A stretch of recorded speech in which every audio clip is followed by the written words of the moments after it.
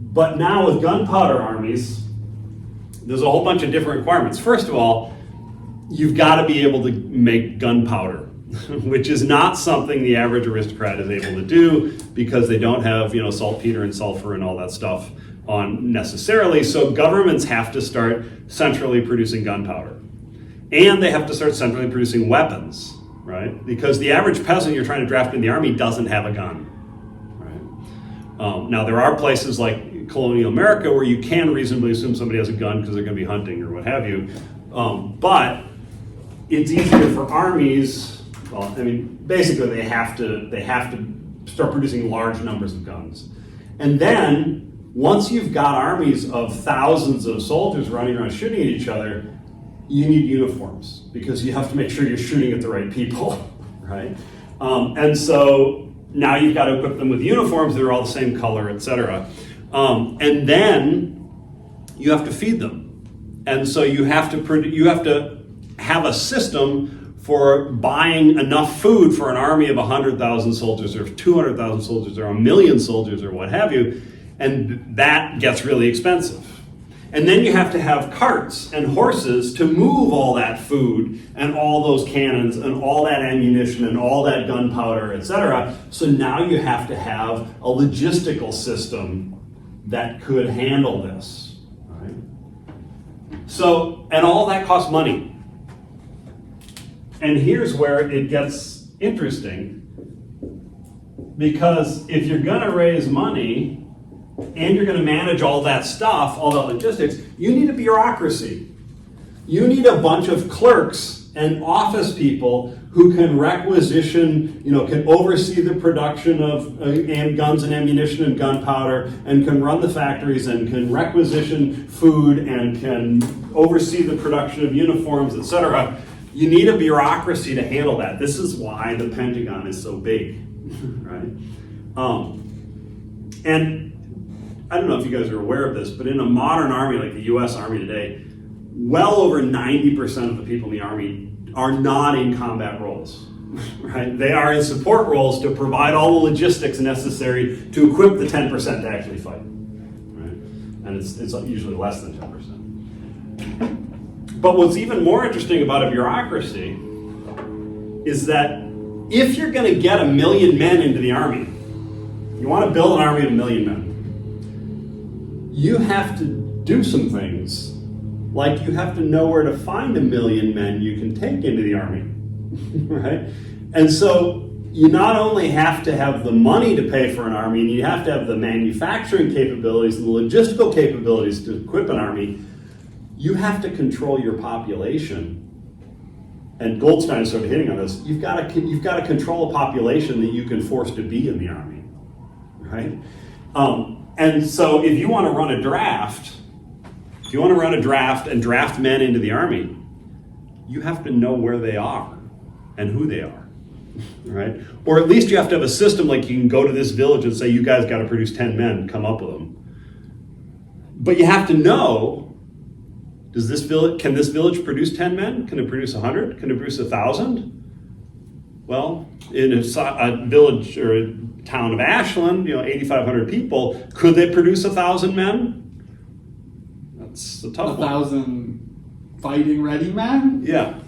Well, and they certainly couldn't produce 8,000, right? Because at least 4,000 people in Ashland are female, and there's old people and there's young people, etc. So you have to have census data to run an army, a modern army. So your bureaucracy not only has to be able to do logistics,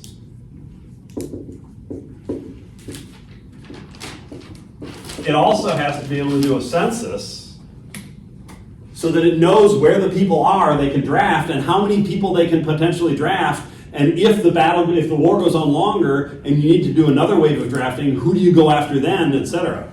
Right? So you need to have, the US has a whole system. It's called the Selective Service System, right? And you have to register for the draft.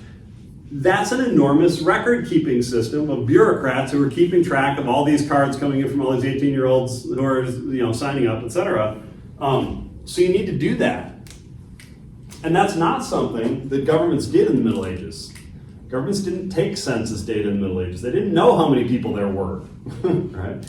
But if you have a modern army, you suddenly need to know how many people you can draft, right? And of course, if you're going to have a huge army that's going to cost a lot of money, the government has to be able to raise money. And this is an enormous prospect for a government. In the Middle Ages, governments did very little. Governments basically, if somebody invaded the country, you put together an army to fight them. And then governments also enforced the law, but they didn't even maintain police forces or anything, right? And so governments did very little. They did not do systematic welfare. They did not run education systems. They did not run healthcare systems. They did not do census data. They did not build roads. You know, governments did very little. But over the course of the modern era, and this is a bit of a contentious argument. This is an overstatement, I'll put it this way. But you could say that a significant portion of transforming medieval rudimentary governments into modern governments is due to war. Because, you know, think about something like the interstate highway system. The federal government passed an enormous, ginormous bill in the 1950s to build the interstate highway system, and they built all the interstate highways, you know, these 8-lane highways all across the country, this whole network, as a system. Do you know one of the justifications for it? Be able to move things around because of the Cold War? No. Runways. So you could land the plane anywhere in America? The idea was the interstate highway system had to be, the highways had to be wide enough so that they could be used for military runways if there was a nuclear exchange that destroyed all the major military bases in the United States, but they still had airplanes, they could run them off of interstate highways anywhere in the country. And so they actually designed the interstate highway system to be suitable as a runway system pretty much anywhere in the US. There are some portions of the highway system that are not suitable because you're going through the mountains or whatever. But they made sure there was plenty of highway that was suitable for for airplane runways for military planes. Coming from outside of the United States, it's very obvious because most highways in the United States have such a wide clearing of trees that it's very obvious to me you could land a plane on that compared to Canadian highways where it's like highway, tree. Oh yeah, absolutely. And there's all. Up here in Canada. Also the amount of like how we like cut through, like there's a lot of highways that like don't just like kind of follow the natural curves. They kind of just say boom, we're going this way. They're plowed right through. Yeah. And I mean the impetus, it was signed by Dwight Eisenhower. Eisenhower was a military general. He was in charge of the whole European theater in World War II for the American military.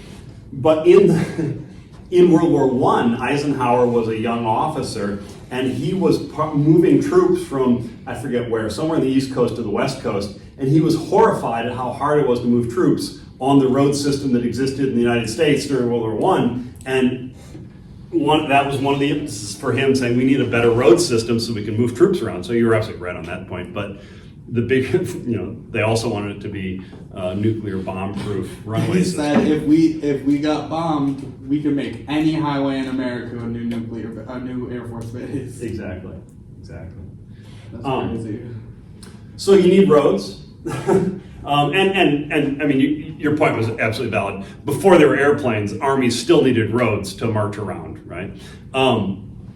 And governments realized that you actually need to develop a railway system for moving troops. And So governments have to have a military interest in developing a railway system. Governments have a military interest, and I mean, once you start getting into this, you start to realize just how much society has been shaped to prepare for war. If you think about, I mean, just to finish up on the taxes, governments have to come up with tax systems that not only can pay for an army when there's a war, but with gunpowder armies, you can't suddenly make all those guns and all that ammunition when the war starts. You have to have stockpiles of it. So you need a source of income that can pay for military expenditures every year, year over year over year. And that's part of why the English had a civil war, is because Charles I kept trying to raise money to maintain a British Navy and to maintain a British Army, and Parliament wouldn't requisition the money, and he basically started to do all sorts of funky ways of trying to raise the money to pay for this stuff, like, you know, weird taxes on ports and things like that. And Parliament finally said, no, you know, F you, and then it turned into a, you know, there were other things going on, but paying for the military was one of the triggering things in the English Civil War in the 1600s. So you need a money source that is consistent year over year over year. And one of the reasons, I mean, does everyone know when the first income tax was imposed in the United States? During the Civil War. There's a reason for that. They dropped it later, but then re-added it right before World War I. So you need a tax system that can pay for a military year over year over year, right? But then, as we saw with the Jarvis readings, militaries by the 20th century realized that they not only need millions of men. I mean, and I just want to point out, you know, you look at battles in the late Middle Ages, and 20,000 is a really good-sized army. You look at battles in the French Revolution. At the beginning of the French Revolution, 200,000 was a good-sized army. By the end of the French Revolution, Napoleon's march into Russia was 600,000 men. By World War I, you're talking 6 million, or 8 million, or 9 million. And by World War II, you're talking 10, 15, 20 million, right? And so you're talking, it just keeps getting bigger and bigger. Well, you need, if you're going to draft 20 million men into your army, you need to have 20 million men who are capable of being soldiers, right? And in World War I, the U.S. Army realized that they had a problem because they did IQ tests, they did physical examinations, etc., and they realized that there were a whole lot of men in America who were not fit to serve in the military. They had rickets, or they had, you know, various physical deformities, or they weren't tall enough or strong enough, or they had bad teeth, or they were, you know, blind in one eye, or whatever. And they began to realize that the U.S. Army had a vested interest in maintaining a certain level of health, nutrition, and development amongst the male population. And so immediately after World War I, you start seeing physical education enter public school curricula to make sure that young men are all healthy and athletic enough to serve in the military. You also, in the 1890s, see the Boy Scouts founded, and the Boy Scouts are founded by Lord Baden-Powell as a way of training young men to be colonizers who could handle going into the African jungle and conquering those pesky Africans. When did they come to America? Before World War I. Yeah, but it was like it was in the 1900s, I think. It was. I mean, it was founded in England in the 1890s, yeah. And I think it came to America. I want to say the 1900s, but I'm not sure. Yeah, certainly before World War I. And then, you know, when I was in school, and I assume they still do this, you have the Presidential Physical Fitness Award. Mm-hmm. That was pushed by the military as a way of getting young men to do push-ups and pull-ups, etc. It's a thing in elementary school. If you can, every year they have this competition, and if you can do a certain number of sit-ups and pull-ups and et cetera, you get the Presidential Physical Fitness Award. It's a little patch that I probably still have. They do like the Presidential Fitness Assessment. I think it's like it's like part of the curriculum, at least in Wisconsin, where like you have to like run laps for as long as you can in the gym, and then you have to do as many push-ups and as many sit-ups and like test your flexibility and. Yep. Like, it's just like testing how well you can, or how athletic you are, how well you can do different things. I remember that being pushed a lot more during like the Obama administration, and then Michelle Obama. Because of like Michelle Obama. But then I remember like specifically after Trump got elected, them like taking that stuff down. They might have. I mean, it's all this stuff gets started with a sort of a military impetus, and then people are like, oh, well, we should make our kids healthy, you know, and so I mean, Michelle Obama was just pushing health for health's sake, or maybe even if you want to really get sort of conspiracy theorist to make Obamacare cheaper because people are healthier and don't need as much health care or something. But it's not about the military. But it starts, the initial impetus is Okay. we need to be able to fight the Russians. I just thought it was cool when the Mountain Dew came back. We never got Mountain Dew back You in guys my have high fucking school. soda in your... No, not us. What? That's Ashland. With conscription and stuff, I remember, I was supposed to sign it, and I never did sign it. So I've, in the process, gotten a couple very threatening letters, which illustrates just like the fact that there is somebody behind a desk somewhere with my name on it. And so, They're like, oh, gotta send another letter to Wyatt. To yeah, sign it's up just, for it war. keeps mounting up like the severities of what I'm gonna face if I don't sign it soon. But it is just like, I don't know, I haven't prosecuted somebody since the 80s, so I don't know. Well, I remember when I was like doing my like FAFSA originally to go to college. As part of the FAFSA, you had to sign, at least as a boy, you had to sign up for the selective service. You had to like click a box that said, yes, I consent to signing up for the selective service before you were allowed to submit your FAFSA, which every college requires you to submit. Yeah. I think it's funny because when I tried to join the Air Force, they 4F'd me for my eyes. So I have cataracts, so that's automatically you're not allowed to join. You have glass in your No, eyes. there is a big difference between a volunteer army and a draft army. If we get a big enough war that they start the draft again, your eyes will suddenly be fine. Oh, okay. Because Those cataracts will be no problem. I keep getting like ads on YouTube for the Navy and the Army, but it's the US, so I They're don't so know. sick. But, like, I don't know why they keep targeting. You can join the U.S. Army if you want Could I? to. They'll take you. yeah, Oh, yeah. and you can become a As citizen. long as you have a visa. Yikes. You can become a citizen through your you just need a service. visa. I'm good. You want your green card, Kylie? I don't know why it keeps targeting me though. I'm like, hey. Because you're in you're a class about athlete. war. And Are you alive? Then they're going to target you. See, I Yes. want my target to work ads back. I heard that like I don't know how true this is. Like maybe like someone can let me know. But like when you're joining like some sort of military service, sometimes if you have like something like flat feet, for example, or like something like that, like if you sign a waiver, they'll let you in. Because I heard like with I don't know, I guess like I read Chelsea Manning's memoir, and like with her she had like mental health issues and like I think like a history of like maybe like suicidal tendencies, and they were just like, oh, like everybody's sad, like come on in. Let us give you a gun. Yeah. It all depends on what your doctor is willing to sign off on. Okay.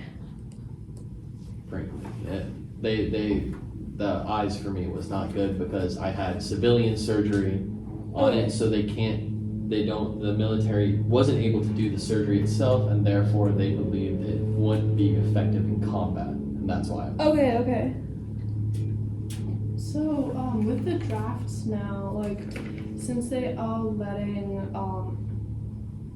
more people like into military roles than they used to, like they're letting queer people sometimes, It depends on the administration, but yeah, sometimes women, sometimes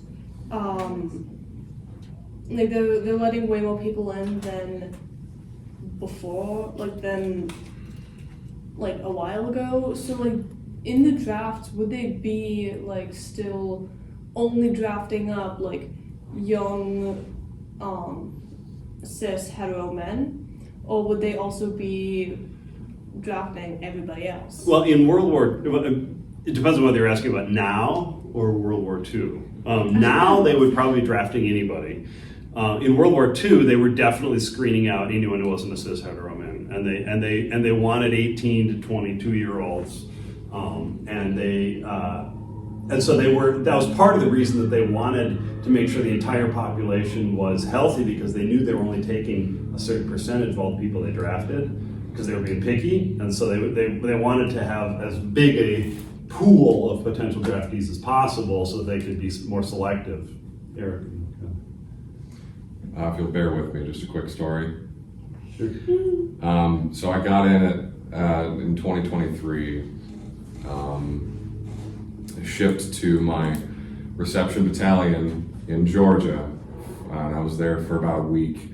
And the whole time, You had NCOs, sergeants, trying to scare you, being like, one of them said verbatim, like, war's coming, and just having that hanging overhead, and at the time, hearing about what was going on in the Ukraine, and stuff like that. And then when I actually got to my unit for basic training, maybe a couple weeks in, our senior drill sergeant told us to our faces, also verbatim, "You guys are never going to war." Nice. And I still don't really know why he did that. It could be that he could have wanted you all to make it through basic training. So it's like that they did the initial screening. Let's screen out anybody who's going to be skittish here. And now let's not scare these guys. Let's get them through basic training. Sure. So, once you made it through that initial screening, then they're like, yeah, no, we were just testing. I also probably felt to some degree that like it'd be unlikely that America goes in force like in any time soon to like do any sort of war, because we're kind of in a period of trying to like dwindle back active war efforts that America's involved in with like actual like soldiers. Plus, you're Yeah. National Guard, right? Yes. So that's why, like, your home front defense, like, they're not going to be sending you guys off. Well, I was in a mixed unit, Oh, so yeah, it was a few guardsmen, mostly active duty. Well, National Guardsmen did wind up in Iraq. That's true. Because they were there long enough, they had to serve. But kind of. I'm just saying that you think that they would draft anybody now, but I feel like with this current administration do that, I feel like particularly like there's a lot of pushback about. Well, they'll draft everybody, but then they'll reject a whole bunch. Okay, I see. So, Well, they'll like, draft anyone who's born male, unless they change the law. Oh, okay. So I thought you meant they were like anybody, and I was like, I feel like there's this particular administration's like, no, women don't belong here. Well, they, Women still don't sign up for selective Okay, service. sorry, this is No, so this is they've my talked- ignorance of the American. they've system. talked about drafting women, and Israel drafts women, and women have to do military service in Israel also, though the Israeli army is really patriarchal, and they only make the women type and bring coffee. Yeah, they don't. They They don't put them in combat they units don't put really. in combat, but I mean, they use a lot of like the female soldiers too as like guides for like people coming over on like birthright trips and stuff. yeah. I mean, kind of, I don't remember who said it, but like the person who said that like they draft everyone born male. Like, would they draft trans women? Or like depending on their legal people status, they who, would like, draft them but are reject them male-bodied. probably. At least the current administration, they would probably end up getting drafted, like getting like fallen into the draft if they had signed up for selective service, but then be rejected. Although, there are, under the Biden administration, there's a significant number of trans people serving in the Yeah. military, although my understanding is that it was more common that they transitioned after being in the military rather Yeah. than before, but I'm not sure about that. Any other thoughts? All right, in addition, in World War I, the Army did a bunch of IQ testing and realized that the recruits were not up to snuff, and so the US government in the 1930s began to pour money into public education, largely to create a better draft of recruits. And in part, that's because as you get an increasingly complex military, you need soldiers who can handle more complex tasks, right? You've got people who are, drone operators and handling huge computer systems and all the computer systems on jet fighters and tanks, et cetera. You need to have people with a certain level of education as armies get more technologically When do sophisticated. the military academies start getting it was Well, West West Point Point's- already a thing at this point? Oh yeah, West Point goes way back to, I think West Point was founded in the 1700s. The Naval Academy was probably about the same time. I don't know about the Coast Guard Academy or Yeah, I imagine the Air Force Academy has to be more recent since it's in. Yeah, because Colorado. World War II, the Air Force was still part of the Army. It was the Yeah. Army Air Corps, which is why the WACs were called WACs, it was Women's Army Air Corps. And, for instance, my father-in-law was a bomber gunner was in the Army. Yeah. He joined the Army and went up as a waist gunner on a B-17.